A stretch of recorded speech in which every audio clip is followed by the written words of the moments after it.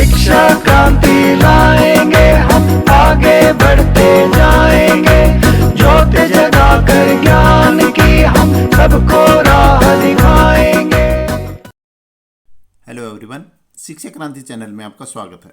आज हम करेंगे मैथ की वर्कशीट। इस वर्कशीट में हमने कई टॉपिक लिए हैं ताकि एक साथ कई टॉपिक पर आपकी पकड़ बनी रहे। तो इस वीडियो को आप शुरू से लेके अंत तक जरूर देखना, क्योंकि इस वर्कशीट में आखिर में मैं आपसे एक क्वेश्चन पूछूंगा, उसका आंसर आपको कमेंट बॉक्स में देना है। तो चलो शुरू करते हैं आज की वर्कशीट।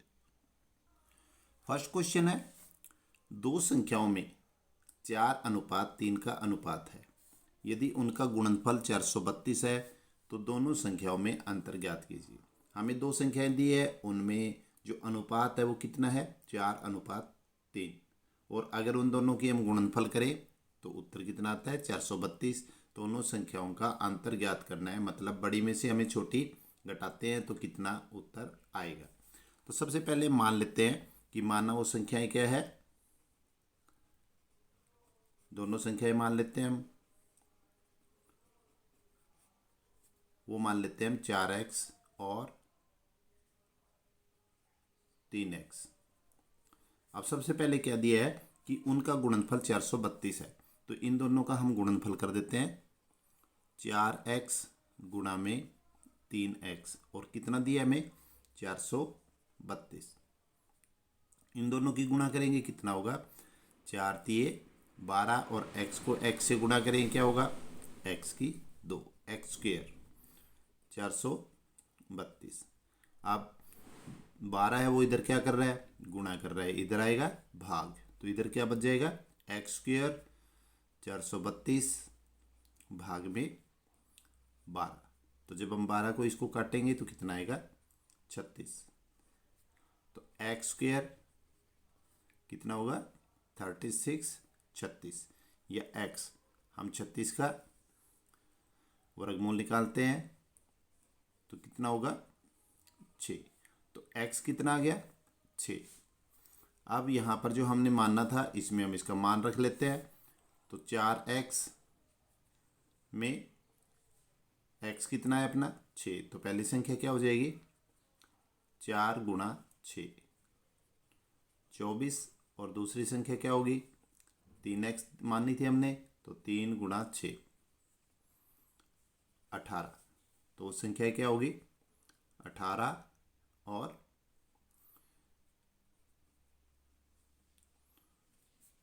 24, यानी कि 24 और 18, इनका अंतर। अब अंतर क्या होगा, 24 में से हम 18 माइनस कर लेते हैं, तो अंतर क्या आया, 6। तो हमारा जो ऑप्शन 1 है वो सही आंसर है। क्वेश्चन सेकंड, किस प्रतिशत वार्षिक दर से 18,200 रुपये साधारण ब्याज पर 5 वर्ष में 2,660 रुपये हो जाएंगे। तो हमसे क्या पूछा गया है, किस प्रतिशत वार्षिक दर हमें दर निकालना है। तो आपने अगर मेरी पिछली वीडियो देखी है तो मैंने आपको बताया था कि जब हमें दर, समय या ब्याज या मूलधन निकालना होता है तो हमें ब्याज का ही सूत्र प्रयोग करना है।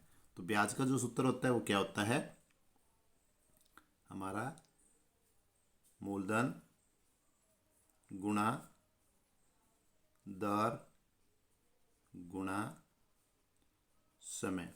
जब दर प्रतिशत में होते हैं इसलिए इसके नीचे क्या आता है, 100, और बराबर में क्या होता है, ब्याज। ये हमारा सूत्र होता है। जो चीज़ हमें निकालनी है, जैसे मूलधन निकालना है या दर निकालना है, समय, उसको हम इधर छोड़ देंगे, बाकी सबको उधर ले जाएंगे तो हमारा आंसर आ जाएगा। तो सबसे पहले हमें क्या निकालना है, इसमें दर निकालना है, तो दर को हम इधर छोड़ देंगे। इधर क्या है, ब्याज, इधर 100 क्या कर रहा है, भाग कर रहा है, इधर आके क्या करेगा, मल्टीप्लाई, गुणा करेगा। इधर मूलधन गुणा समय, ये हुआ हमारा दर का सूत्र। अब इसके लिए हमें ब्याज हमें नहीं दिया हुआ, यहाँ पर हमें ब्याज निकालना है पहले। तो ब्याज कैसे निकालेंगे, मिश्रधन माइनस मूलधन। 23,660 माइनस 18,200। इसमें से हम जब घटाएंगे, 0 में से 0 0, 6 में से 0 6, 6 में से 2 घटाएंगे 4। अब 3 में से 8 नहीं जा सकता, तो इधर क्या हो जाएगा 13, 13 में से 8 गए 5। तो जो ब्याज हमारा कितना आ जाएगा 5,460 रुपये, ये हमारा ब्याज है। अब इसमें हम ये मान रख देते हैं, तो दर बराबर में क्या होगा, ब्याज 5,460 गुणा 100 भाग में मूलधन 18,200 गुणा में समय। समय कितना दिया हमें 5 वर्ष। अब इसको हम काटते हैं, 2 जीरो से 2 जीरो काट देंगे। अब 5 पर 5 एकम 5, 5 निम 45, 1 5, 1,092 आ गया। अब इसको 82 से काटते हैं, तो कितने पे कटेगा, यहाँ 2 जीरो काटने पे कितना बचा था 182। तो इसको हम 6 से करते हैं, तो 182 को 6 से गुणा करेंगे, कितना आएगा 1,092। तो 1,092 6 पर कट गया। तो हमारा जो आंसर होगा वो क्या होगा, ऑप्शन सी 6% वार्षिक दर। नेक्स्ट क्वेश्चन है, 1 से 100 तक की संख्याओं में 11 के गुणजों का प्रतिशत ज्ञात कीजिए। तो 1 से 100 तक जो हमारी संख्याएं हैं उसमें 11 के गुणज कितने होंगे, हम गिन के देखते हैं। 11, 22, 33, 44, जो गुणज होते हैं वो क्या होते हैं, टेबल। 11 की जो टेबल होती है या पहाड़ा होता है वो उसका गुणज कहलाता है। ये गुणज आगे तक भी होते हैं, परंतु हमें कहाँ तक कहा गया है, केवल 100 तक। तो 100 तक देखिए कितने हुए, 1 2 3 4 5 6 7 8 9। तो कुल संख्या कितनी है 100। तो 100 में से गुणज कितने हुए 9, और हमें प्रतिशत निकालना है, वो भी क्या होता है 100 में से। तो 100 में से यहाँ में कितने गुणज आए हैं 9, और 100 में से ही निकालना है। तो हमारा आंसर क्या होगा 9%। तो इसको वैसे प्रतिशत निकालने का सूत्र क्या होता है, भाग बटा कुल गुणा में 100। तो कोई भी भाग पूछा है हमसे, अब यहाँ पे गुणज पूछा है, तो गुणज कितने हैं 9 है, और कुल संख्याएं कितनी है 100, और गुणा में हमें प्रतिशत निकालने के लिए इस गुणा में 100 करते हैं। 100 से 100 कट गया, कितना आ गया हमारा 9%। नेक्स्ट क्वेश्चन, निम्न पैटर्न को देखते हुए लुप्त संख्या ज्ञात करो। हमें एक पैटर्न दिया हुआ है, इसमें जो लुप्त संख्या है वो हमें ज्ञात करनी है। तो पहले में क्या दिया हुआ है देखो 5। आप सोच के देखिए ये 5 किस प्रकार आया होगा। इनका अगर हम जोड़ करते हैं 2 और 3 5 और 1 6 होता है, ये 5 नहीं आया। या फिर इन दोनों की गुणा करते हैं, 3 दूनी 6 और 6 में से 1 घटाते हैं तो 5 आता है। दूसरा क्या है 2 और 1 की हम गुणा करते हैं, 2 और 2 में 3 जोड़ेंगे तो भी 5 आता है। देखते हैं इनमें से आगे कौन सा चलता है। 4 3 12, 12 में से 2 घटाते हैं तो 10 आएगा। 5 6 30, 30 में से 4 घटाएंगे 26 आएगा। ये पैटर्न सही चल रहा है। इधर दूसरा 3 दूनी 6 और 4 10, ये भी ठीक है। 5 चौके 20, 20 और 6 26, ये भी सही है। 7 6 42 और 8 50, और हम जब गुणा करते हैं तब भी क्या आएगा 7 8 56, 56 में से 5 गए 50। तो यहाँ पर जो लुप्त संख्या है वो क्या होगी हमारी, ऑप्शन बी 50। नेक्स्ट क्वेश्चन है, एक डिब्बे में 35 लीटर दूध था। कुल दूध का 3/7 भाग राम को दे दिया गया। शेष दूध का 2/5 भाग चाय वाले को दिया।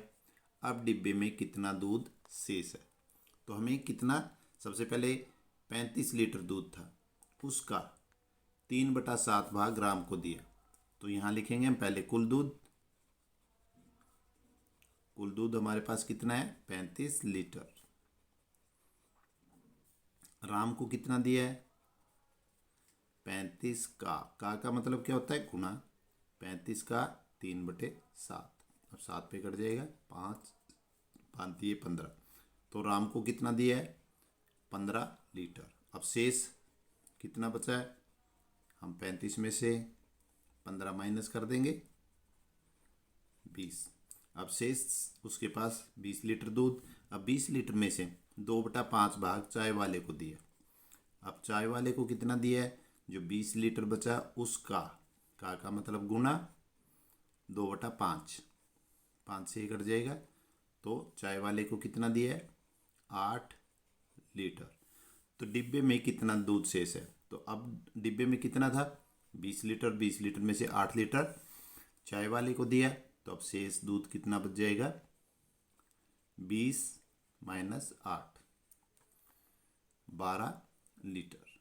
तो हमारा प्रश्न नंबर 5 का सही आंसर क्या होगा option B 12 litre. Next question आयत का परिमाप 108 मीटर है। यदि इसकी लंबाई 34 मीटर है तो आयत का क्षेत्रफल ज्ञात करो। हमें एक आयत दी है